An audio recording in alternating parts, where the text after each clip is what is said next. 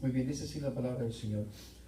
Porque vosotros mismos sabéis, hermanos, que nuestra visita a vosotros no resultó vana, pues habiendo antes padecido y siendo ultrajados en Filipos, como sabéis, tuvimos de nuevo en nuestro Dios para anunciaros el Evangelio de Dios en medio de gran oposición, porque nuestra exhortación no procedió de error ni de impureza, ni fue por engaño, sino que según fuimos aprobados por Dios para que se nos confiase el Evangelio, así hablamos, no como para agradar a los hombres, sino a Dios, que prueba nuestros corazones, porque nunca usamos de palabras lisonjeras, como sabéis, ni encubrimos avaricia, como hoy en día no se lisonjea mucho a la gente, ¿no? Ustedes son unos campeones, son unos esto. ¿Y qué más dice? Y no encubrimos avaricia, como está pidiendo, ¿no? Para pactos, protemplos, vender pupusas, un sinnúmero de encubrir la avaricia. La encubren diciendo, es que damos a los pobres de comer de lo que se levanta. Eso es para encubrir. Usted sabe que eso es parte para encubrir nada más el robo.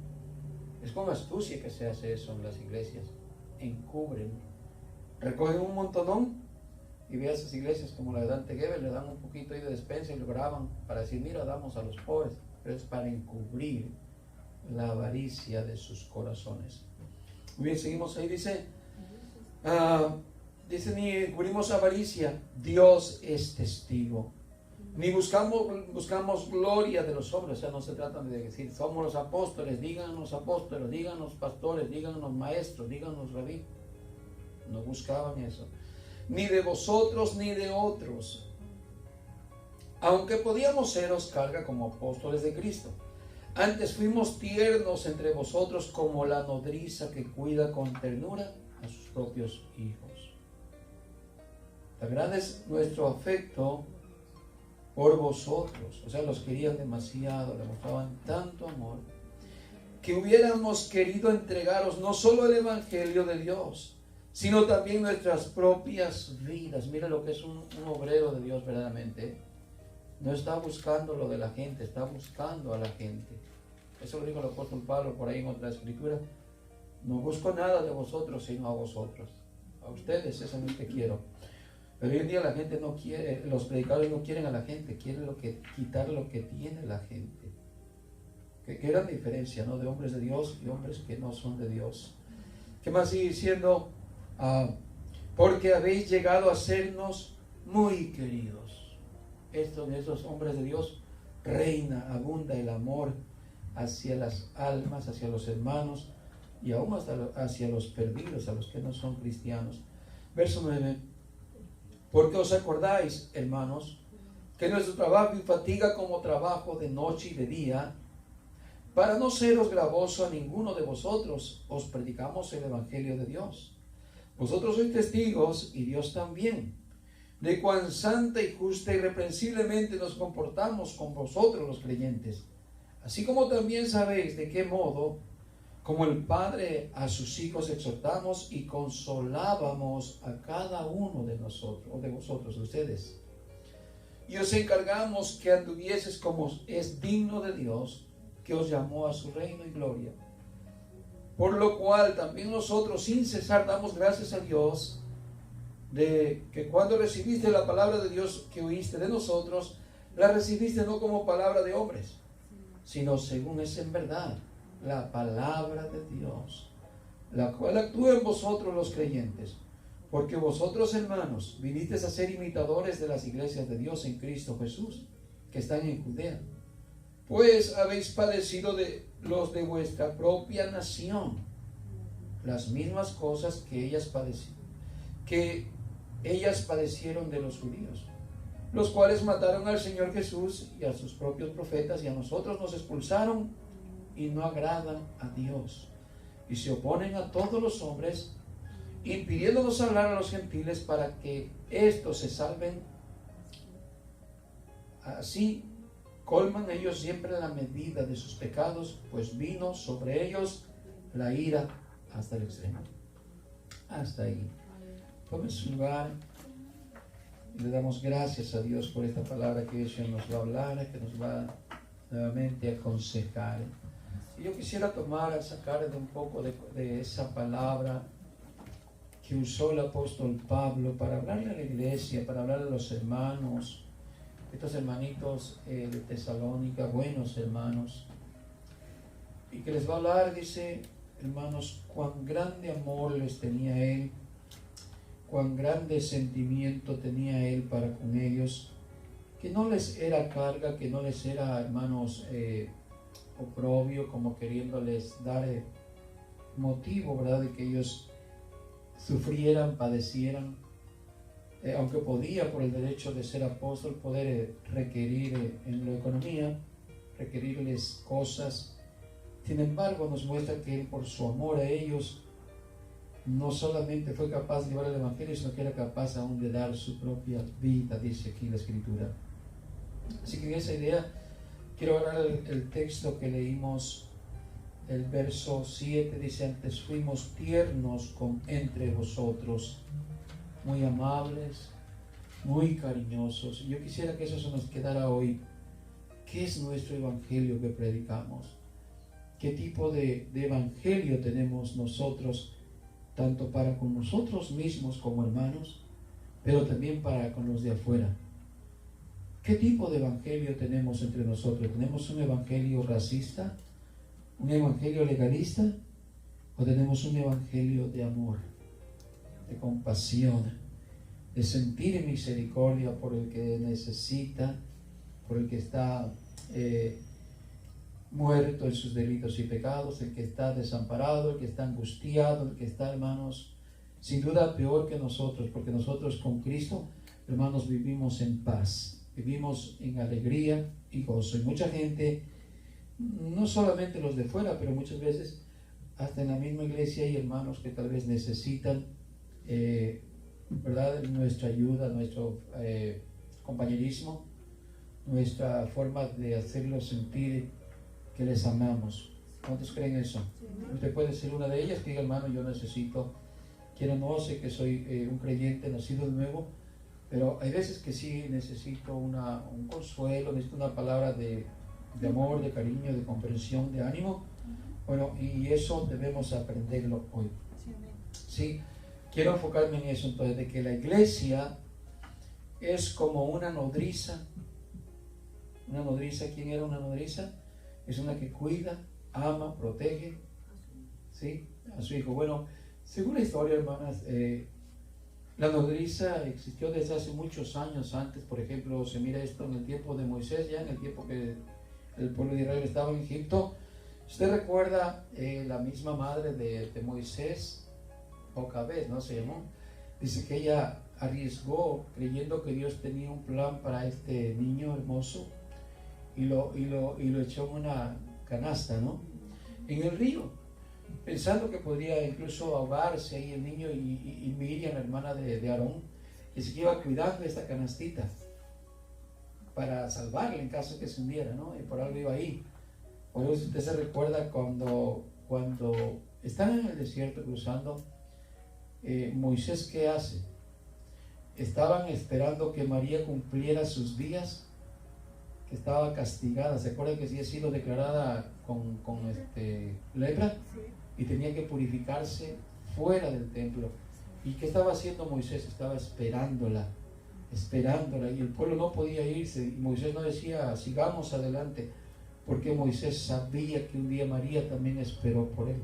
Amén.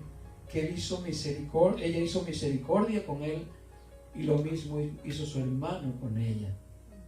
De hecho, Moisés oró para que el Señor le sanara, y el Señor tuvo compasión.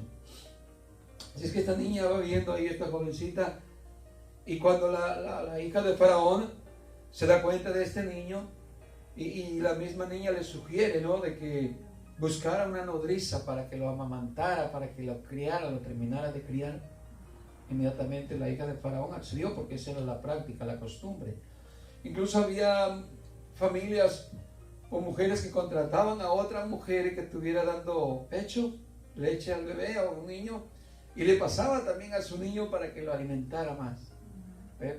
Entonces en aquel tiempo era acostumbrado a la nodriza, y por muchos años se llevó a cabo que aunque no fuera su hijo propio, pero le criaba, le terminaba de criar, de cuidar, de proteger, de alimentar. Y eso quiero que usted vea hoy en este tiempo, hermanos, aunque digamos nuestro alimento que nosotros tenemos, que es la palabra del Señor, que es como una leche espiritual, que aunque los demás personas, aunque no sean de nuestra propia familia, pero Dios le ha encargado a la iglesia que sea la que alimente, la que cuide, la que protege o proteja o sienta amor y sienta misericordia por los perdidos. Quiero que usted vea ese enfoque de aquí en adelante para que usted sienta más amor por los que están necesitados. Y cuando venga usted a alguien que tiene necesidad, usted sea capaz de dar de esa alimentación, de ese sustento que hay en usted. Estoy hablando de lo espiritual, ¿no? Sí. Que usted no se niegue a tener esa compasión para extenderle esa alimentación. No quiero decir nombre, pero yo me acuerdo de alguien cuando éramos recién casados y jóvenes, que alguien de la familia tenía por ahí también su niña y no le alcanzaba su pecho para mantenerla, y alguien que conozco yo le daba a su niña y también le daba a otra niña. Qué lindo, ¿no? Cuando tienes ese corazón, ¿verdad? Para darle a otro ese alimento que les va a ayudar, que les va a hacer crecer, que les va a dar vida, que les va a dar esa alimentación para que puedan crecer, ¿cierto? Y cuánta gente, hermanos, que no es cristiano, necesitan el alimento sólido, pero tienen que empezar con la lechita espiritual, ¿cierto? Y nosotros tenemos esa capacidad, ya como hijos de Dios, de enseñarles, de compartirles, de darles la alimentación para que ellos también puedan gozar del amor de Dios. Amén. Todo lo contrario, hermanos, la religión, si nos convertimos en religiosos, hermanos, mire, la religión no da vida. Si nos educamos, si nos criamos de la manera de una forma religiosa, legalista, no vamos a tener la gracia y la virtud de darle a alguien lo que necesita de alimentación. Vamos a estar a capa y espada siempre defendiendo nuestras creencias que son legalistas o nuestras doctrinas que estén torcidas. Sin embargo, cuando nos apegamos a la verdadera y sana doctrina, esa sana doctrina va a hacer que a otros se le quite cargas. ¿Sí? ¿Entiende? Que le quite, hermano, esas ligaduras de sufrimiento, esas ataduras de dolor que el Señor para eso ha dejado a la iglesia. Cosas mayores, dijo Jesús, haréis vosotros.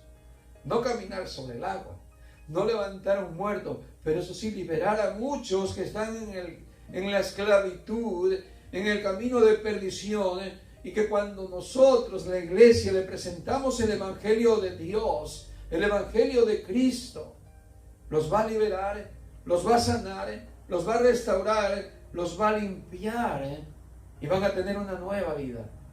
¿Cuántos dicen amén? Amén. Miren lo que el Señor le dijo también al apóstol Pedro. No solamente estoy mostrando un ejemplo del apóstol Pablo, que él sentía un cariño como de una nodriza para cuidar a la iglesia. ¡Qué amor del apóstol Pablo! ¿Cierto, hermanos? De hecho, tenemos la carta de Corintios 11, ¿no? Donde él mismo hace toda una genealogía para decir al final que el mayor de los dones es el amor. Porque si tengo amor, porque si tengo todo, pero no tengo amor, al final de todo, no soy nada. No sirve de nada todas las cosas que yo haga, me pueda desgastar, puedo hacer todo lo que yo pueda hacer con mis bienes y todo lo que tenga, pero si no lo hago por medio del amor, no tiene buen significado. No vale, porque no lo estoy haciendo por el afecto que debo de sentir como un creyente, como un hijo de Dios, como la iglesia de Dios. Entonces el apóstol Pablo nos muestra muchos ejemplos, pero quiero que vea otros ejemplos, como el apóstol Pedro también. Vaya ahí a Juan capítulo 21, como el Señor Jesús le encarga al apóstol Pedro que tenga una mentalidad de amar al rebaño, de cuidar al rebaño, de apacentar el rebaño de Dios. y que ya no tenga la mente de un pescador que solamente buscaba lo suyo, buscaba ganancias terrenales. ¿Se recuerdan desde que Jesús lo llama al ministerio? Le dice: Pedro, hoy ya no serás pescador de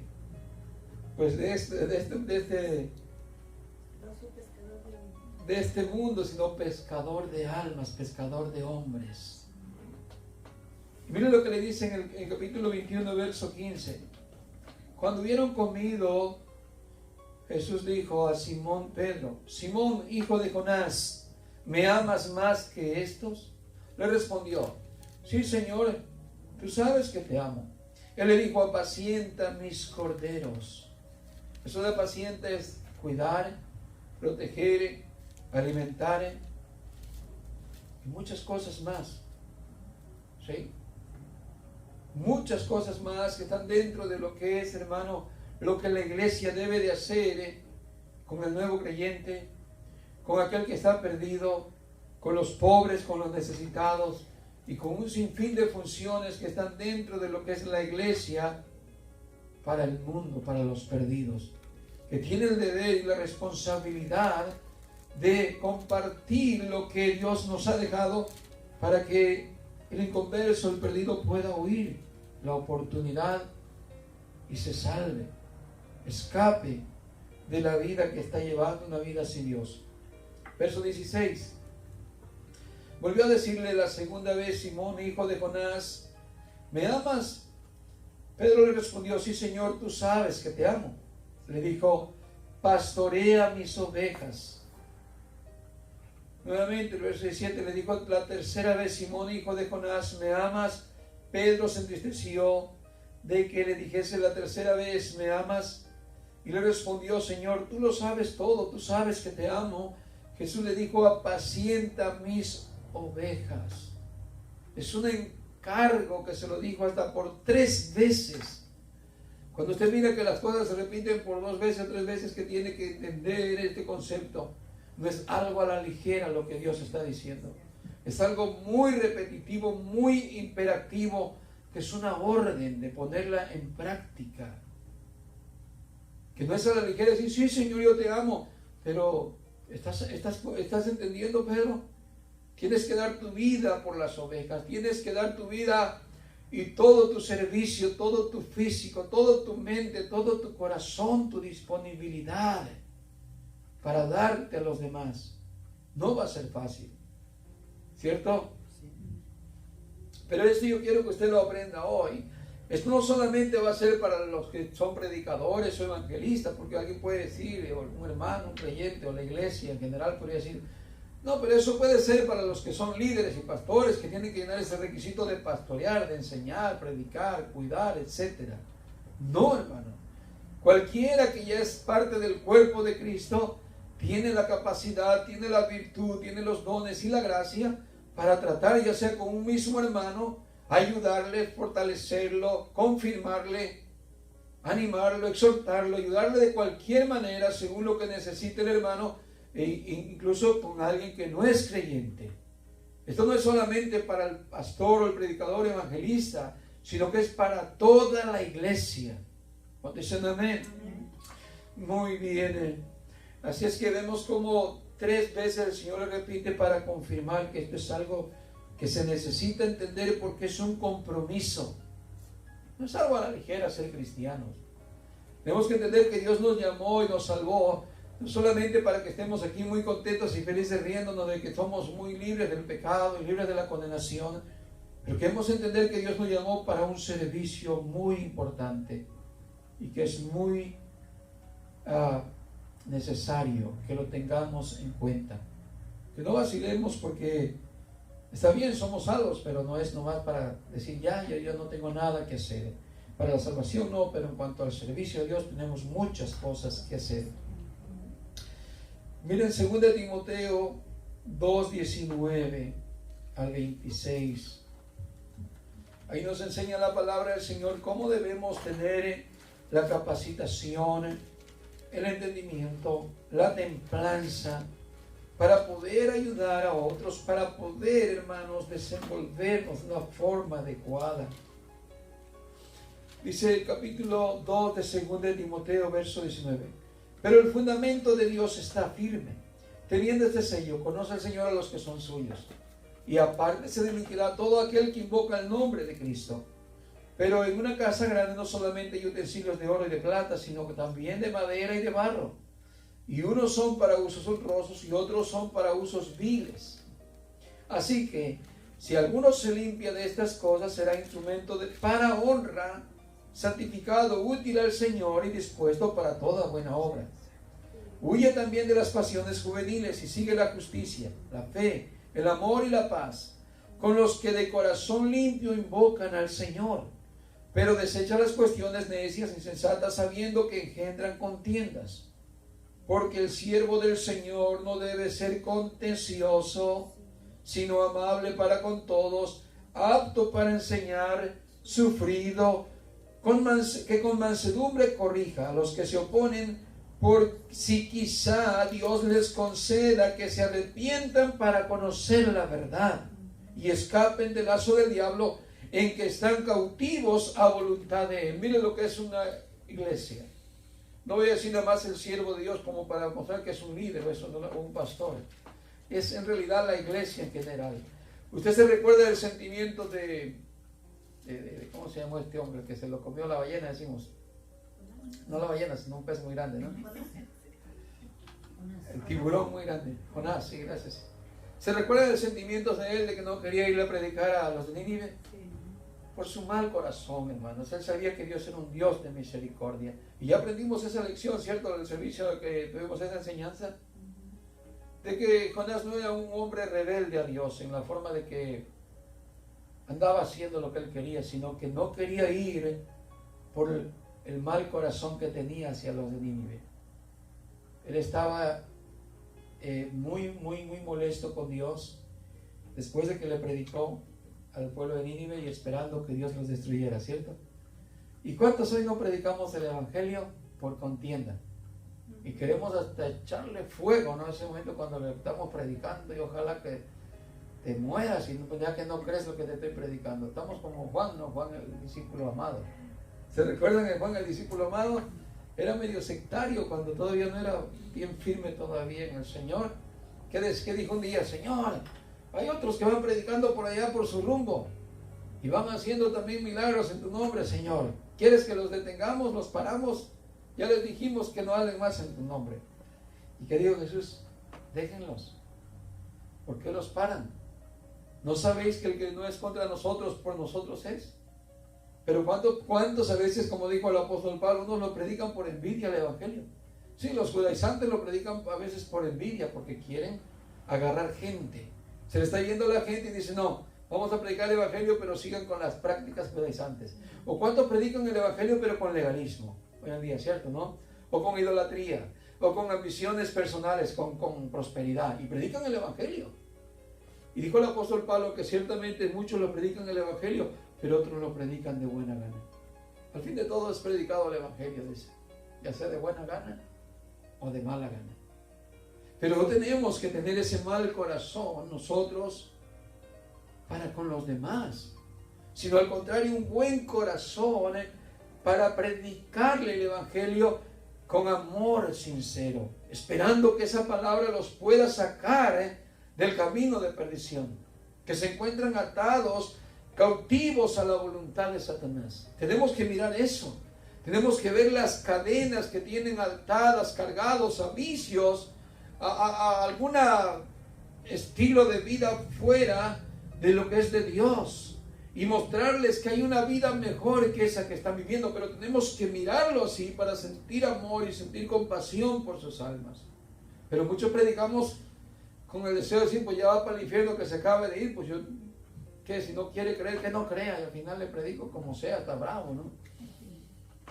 Pero ¿qué dice aquí? Porque el siervo del Señor no debe ser contencioso. ¿Qué es un contencioso? Esos debates de que yo siempre quiero ganar, ¿no? Pleitos en la forma de enseñar. De hecho, él dice que no tiene que ser pendenciero, ese golpeador, incluso desde aquí, desde el púlpito con el micrófono, ¿no? ¿Y cuántas veces no hemos conocido pastores que desde aquí le gritan a la gente con formas así ofensivas, ¿no? ¿Cierto? Ya hemos pasado eso, lo hemos hecho eso también de alguna manera, pero yo lo he hecho tal vez, y perdónenme por la vez que lo hice, pero hasta igual sigo aprendiendo, ¿no? Pero aquí dice que tiene que ser, hermanos, no contencioso, sino amable para con todos. Amable. El apóstol Pablo dice que una vez se mostró a algunos hermanos que les fue a predicar, dice que les predicó, hermano, con tanta debilidad, así, con una sencillez para con los hermanos, con temor y temblor, dice, delante de ellos. Yo pienso que ese temor y temblor era por el trato, que Dios les decía saber, trátalos calladamente, trátalos suavemente, cuidadito y les tratas. Y no quiero decir que no había reprensiones, y no quiero decir que no había exhortación en la palabra del apóstol Pablo, muchas veces lo había, ¿cierto? Pero lo que quiere decir es que tenía un límite, una forma de cómo dirigirse a ellos, no como una forma carnal, y sacar su actitud carnal, ¿se entiende? Podía exhortar, sí, pero con el amor y con el temor a Dios. Dicen amén. Amén. Hoy podemos hacerlo igual nosotros, en el temor del Señor, por el amor a esa alma, podemos exhortarlo. Pero que dice la Escritura, que nosotros no podemos exhortar a un anciano como al tú por tú, sino que lo debo exhortar como un padre, a las hermanas como una madre, ¿sí? Si son adultas, a las jóvenes como una hermana, ¿sí? Se mira el lazo, el sentir de amor, de compasión, de misericordia, de respeto, ¿cierto? Muy bien, dice sino amable y apto para enseñar, es sufrido también. No, hay gente que no quiere ni que le digas nada porque se ofende. No está dispuesto a que la gente le haga un gesto feo de desprecio. Pero el hombre de Dios tiene que ser sufrido. Y la iglesia también tiene que aprender a ser sufrida. Que si el mundo le maltrata, que si el mundo lo rechaza, hermanos, ¿por qué te vas a irar? ¿Por qué te vas a desconsolar si a Jesús le hicieron más que lo que puede hacer a nosotros? ¿Cierto? Muy bien. Dice, verso 25, que con mansedumbre, esa palabra, mucha paciencia, corrija a los que se oponen. Corrija es que le comparta la verdad. No es que le quiera presumir y diga, yo tengo la verdad y te voy a enseñar. Por si quizá Dios les conceda que se arrepientan. Ahí está. Es como lo que hizo Jonás. Simplemente dar la palabra y quizás Dios le conceda y se arrepintieron, ¿no? Los de Nínive. Igual hoy puede ser que al predicarle y compartirle usted el evangelio diga, mire amigo, mire amiga, mire pariente, lo que sea, fulana de tal, yo quisiera presentarle al Señor a su vida para que usted tenga una vida mejor que la que lleva. No le critico su vida, pero creo que hay una vida mejor. ¿Se entiende? Compartirle el evangelio. Y si usted cree, y si usted le pide a Dios, y si usted se arrepiente, yo creo que Dios puede usar de misericordia. ¿Sí? Entonces cuando lo haces de esa manera con amor, solamente puedes esperar que sea Dios quien actúe, ¿no? Porque puede ser que Dios les conceda ese arrepentimiento. Dice, para que conozcan la verdad y escapen del lazo del diablo, que están cautivos a voluntad de Él. Así que tenemos que tener mucha paciencia, mucha mansedumbre y un compromiso con el prójimo. Es un compromiso en realidad. Hoy hablaba de que tenemos que tener compromiso con nuestros hijos para darle la educación que tienen que tener. Porque el mundo tiene su propia educación, tiene su propia doctrina, ¿cierto? Y no es tan buena, ¿cierto? Tiene su doctrina. El mundo tiene su doctrina ¿de qué? ¿Qué es el adoctrinamiento del mundo? El adoctrinamiento del mundo es para maldad, es para rebelión contra Dios, es para pecar. Y la iglesia, ¿cuál es la doctrina? Es la doctrina sana, pura, de amor, compasión, misericordia, de justicia, de la verdad de Dios. Así que nuestro deber es compartir el evangelio sano y de buena voluntad, porque también el mundo necesita conocer esta doctrina. Yo sé que el mundo tiene su doctrina, pero la iglesia tiene también su doctrina. Por lo tanto, tenemos que nosotros compartirle al mundo para que ellos también conozcan la voluntad de Dios. Muy bien. Así que se trata de un compromiso también con el prójimo, un amor para el alma del pecador, para tratarle y compartirle la buena noticia. ¿Cuántos dicen amén? 1 Pedro 3:15 dice, a ver, vamos a leerlo porque no me lo sé todo bien. Luego lo digo un poco torcido. 1 Pedro 3:15. Rápido, está casi final. Dice así: sino santificad a Dios el Señor en vuestros corazones. Creo que, a ver, escribí un pedacito aquí de otra versión. Dice: sino santificar a Cristo como Señor en vuestros corazones. Varía un poquito, pero es más concentrado. Sino santificar a Cristo como Señor en nuestros corazones, estando siempre preparados para presentar defensa ante todo aquel que os demande razón de la esperanza que hay en vosotros. ¿Sí? ¿Qué nos manda la Escritura? Que santifiquemos a Cristo como Señor en nuestro corazón y que estemos preparados. ¿Para qué? Para presentar defensa. Aquí tiene que ver con compartir la sana doctrina, no en forma de competencia, que yo tengo la razón y tú estás mal, sino que estemos aptos, capacitados para poderla enseñar, compartir de una buena voluntad, con un buen entendimiento, con una buena discernimiento de la Escritura. ¿Sí? ¿Qué más sigue diciendo? Teniendo buena conciencia. Sí, dice con mansedumbre y reverencia. Fíjese cómo se tiene que compartir. Con mansedumbre, de vuelta la palabra mansedumbre, es como paciencia. Alguien manso, alguien que no se irrita, alguien que no se enoja porque esté en esa forma de compartir, aunque te estén refutando, aunque te estén diciendo algo contrario, pero no pierdas el control. Y reverencia, y todo eso es con respeto. Ante todo aquel que os demande razón de la esperanza que hay en nosotros, para poder compartir la fe que tenemos. ¿Sí? Teniendo buena conciencia, para que en lo que murmuran de vosotros como de malhechores sean avergonzados los que calumnian nuestra buena conducta en Cristo. Así es que se va a necesitar mansedumbre, reverencia, respeto, cariño, amor. Un ejemplo de compasión y de verdadero amor los muestra el apóstol Pablo en 1 Corintios 9:18. A ver, 1 Corintios capítulo 9, verso 18. ¿Cuál pues es mi galardón? Que predicando el Evangelio presente gratuitamente el Evangelio de Cristo. ¿Sí? Ese es su galardón de usted y el mío también.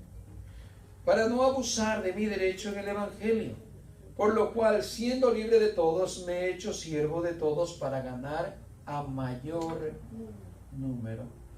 Siendo libres quiere eso decir, como yo no tengo pues compromiso de ustedes, como para yo estar ahí amarrado. Pero siendo libre me amarré, me hice siervo, me hice esclavo de ustedes. Fíjate lo que es dar y no demandar. Fíjate lo que es ganar una alma. No es querer decir, vengan, quiero gente para que se llene y tener mucho dinero, ofrenda, diezmos y primicias y todo lo que demanda hoy la sociedad religiosa legalista. No. Fíjese lo que dice el apóstol Pablo. Por lo cual dice, siendo libre de todos, me he hecho siervo de todos para ganar a mayor número. 20. Me he hecho los judíos como judío.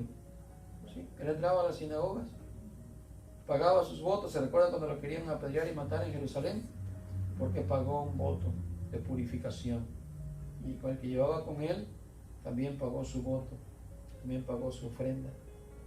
Entonces hacía como judío, no es que fuera judaizante, pero él entraba ahí para poder presentarse, porque ahí se presentaban los judíos y ahí presentaba él el Evangelio.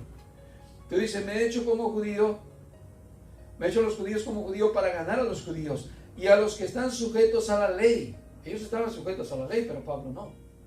Sujeto quiere decir que ya no practicaba, dejó los ritos, ¿no?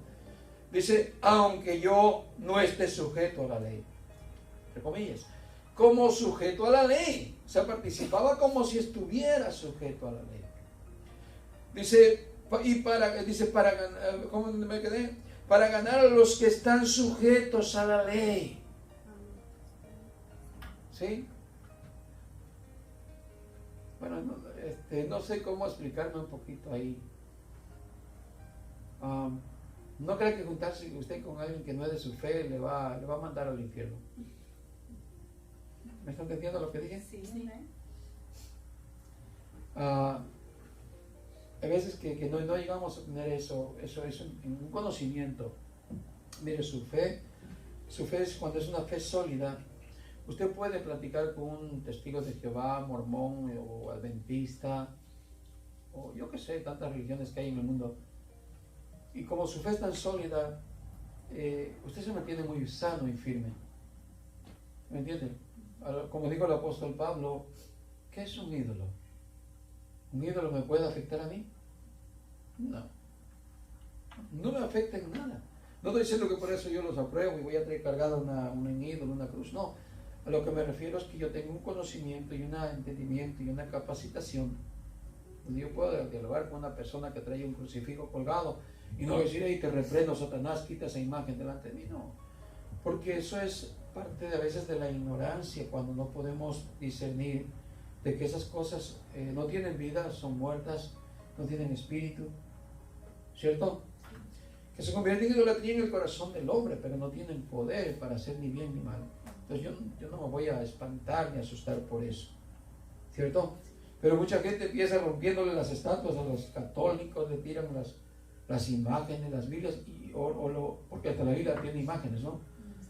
Y con eso creen que ya anunciaron el Evangelio. ¿Sí ha visto videos en las redes sociales? Sí. De pastores que tienen algo de fama, algo de reconocimiento, supuestamente sana doctrina, y los mira usted con un martillo, que han entrado a la iglesia católica a romperle sus imágenes. ¿Usted cree que esa es la manera de expresar amor? No, hermanos, están lejos de tener un verdadero evangelio. Tristemente, eso vemos hoy en lo que se llama la iglesia cristiana. Pero bueno, por eso aprendamos, hermanos, que eso no es de Dios. Esas cosas no son de Dios. Tenemos que tener un corazón entendido para poder ganar una alma. ¿Y cómo lo tenemos que hacer? De la forma bíblica. Sentir amor. Si no sentimos amor por las almas, hermanos, solamente lo podremos hacer por alguna otra razón, pero no tiene validez. Es más, puede pensarse que hasta ni yo soy salvo si lo predico por maldad. Puede ser, ¿no? Porque ¿cómo voy a tener amor a otros si no tengo ese amor en mí, esa salvación? Muy bien, ¿qué más sigue diciendo? ¿Dónde me quedé? Verso 21 estábamos, ¿sí, no? Y a los que están sin ley, o sea, como los gentiles, como si yo estuviera sin ley, no estando yo sin ley de Dios, sino bajo la ley de Cristo, esto quiere decir bajo la gracia, para ganar a los que están sin ley. Me he hecho débil a los débiles para ganar a los débiles. A todos me he hecho de todo, para que de todos modos salve a algunos. ¿Ve cómo llegaba al Areópago? Llegaba el apóstol Pablo en Atenas y decía, yo he visto que tienen un montón de ídolos en sus altares y pasé por todos recorriéndolos y veo cuán son religiosos ustedes y que tienen devociones a sus ídolos.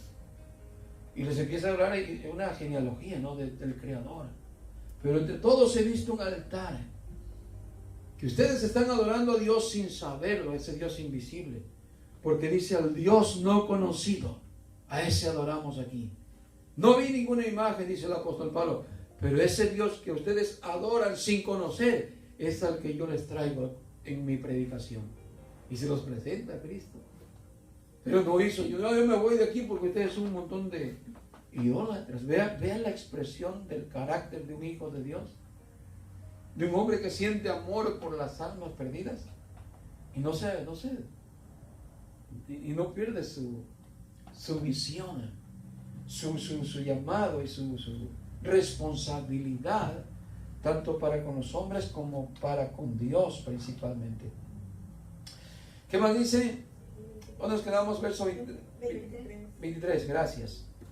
Y esto hago por causa del Evangelio. O sea, ese es el plan, hermanos, que el Evangelio sea predicado, para hacerme copartícipe de él. Alguna ocasión, no sé si usted escuchó decir, el apóstol Pablo dijo, mi Evangelio. ¿Sí lo ha oído? Y no es que le esté quitando la gloria a Cristo, porque Dios no comparte su gloria con nadie, ¿no? Pablo no está un loco ahí que perdió la cabeza y dijo, mi Evangelio. Me lo tomo para mí, es mi Evangelio. No, Es que tan a pecho estaba ese vivir para el apóstol Pablo, como decía, para mí el vivir es Cristo y el morir es ganancia. El hermano, el evangelio para Pablo era como algo propio suyo.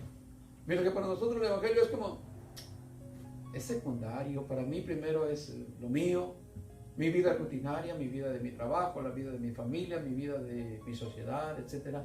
Pero para el apóstol Pablo el evangelio era como si fuera de lo suyo. Por eso la expresión que tenía, usted la va a leer en algunas cartas, en una escritura del apóstol Pablo decía, mi evangelio. Por ese apegamiento, ese adherimiento del evangelio en la vida del apóstol Pablo. Entonces por eso dice aquí, esto hago por causa del evangelio para hacerme copartícipe de él. Yo estoy adherido ya a ese mensaje del evangelio. Muy bien. Nos quedamos ahí que el apóstol Pablo fue capaz de hacerse para unos débiles, para otros como judíos, para los que vivían sin ley como los gentiles, estar comiendo ahí entre los demás, ¿no? El montón ahí que no se habían circuncidado y que traían seguramente algunas carnitas de puerco, ¿sí? Y que un día el apóstol Pedro como que él sí se chivió y dijo, ¿qué hago comiendo con estos come el puerco? Y el apóstol Pablo lo regañó. ¿Y qué es eso, Pedro? Eso es hipocresía.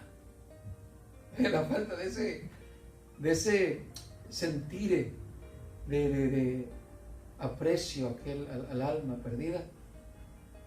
No juzgo a Pedro, diciendo simplemente, pues, ahí se mira, ¿no? La falla que tenemos a veces nosotros cuando decimos, yo con mis hermanos, pero aquellos inmundos, yo ni los veo, ni les hablo. Pasan ahí y yo los veo como que son así bien pecadores. ¿Qué más vemos? Ahora vemos en el contexto, mire, ahí en el mismo capítulo, en el verso 16 y 17, ahí mismo regresa, en el capítulo que estamos de 1 Corintios 9, verso 17 dice, pues si anuncio el evangelio, esto tiene que ver, hermanos, con responsabilidad para con Dios, ¿sí? Esto tiene que ver con obediencia a Dios. Esto tiene que ver con temor a Dios, porque va a haber un ay de mí si no anuncio el evangelio.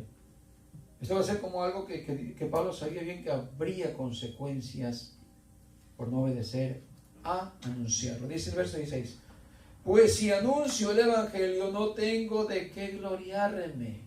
¿Por qué?